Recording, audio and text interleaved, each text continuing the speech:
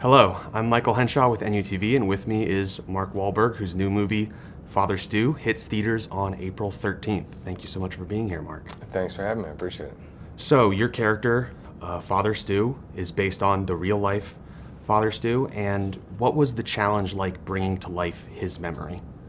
Well, you face a lot of challenges when trying to make a film. This is not the kind of typical movie that you go in and pitch somebody in Hollywood and they're that eager to make. People are usually looking for franchises and sequels and that sort of thing.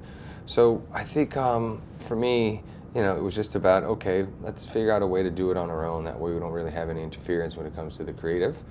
And I just felt like it was the most important project that I'd been a part of, and wanted to just make sure that I did Stu and his family and everybody justice in honoring them and telling the story. So to play this character, you had to portray him both as a really successful boxer, but then later gaining weight as he dealt with IBM. So how was that challenge, committing to that? It's not fun. It's not fun. I don't think I'll be doing that anytime soon. Again, I'm up there 50, but it wasn't really like, the actor thing, like, oh God, this is an opportunity to do Robert De Niro Raging Bull. This was about a guy who everything was predicated on his physicality, and then when that started to deteriorate, his spirituality soared. But you really wanted the audience to see the impact of IBM and how it really affected him and his body. So, not fun, but an important part of the job. So Father Stu is not the kind of movie that audiences are used to seeing you in.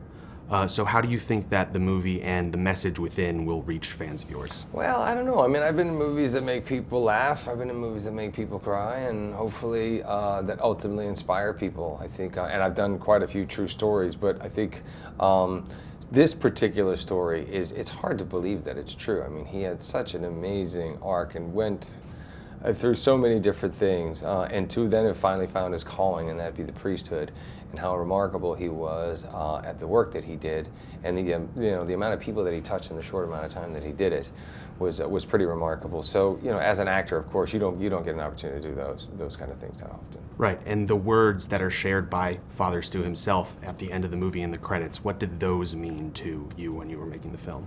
Oh, wow, those mean to me, those are words that I repeat pretty much every day.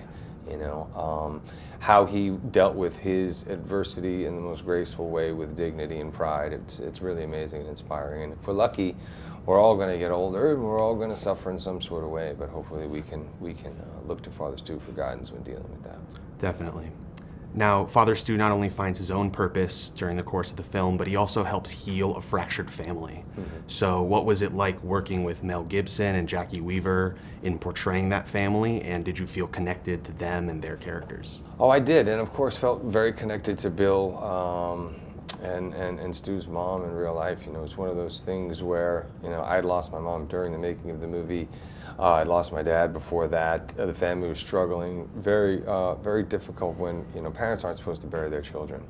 And, they had buried their youngest child and they were about to bury their oldest child. And to come to terms with that, I know my mom was never the same after my sisters passed. So, and the way that Jacki especially was there for me in the difficult time of my mom's passing. So yes, we're very close. And everybody wanted to be a part of the story. Not on their own level as an actor, because they thought they had a great part. It's for the bigger picture and servicing, the vision that we were trying to, in telling Stu's story. Tell me about working with Rosalind Ross as a writer and a director for this story that is very personal to you. And what was it like seeing her growth as a young director?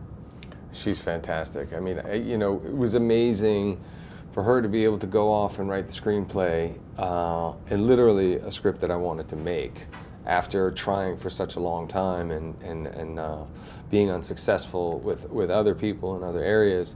And so I just felt that she could put it on the page, she could put it on the screen.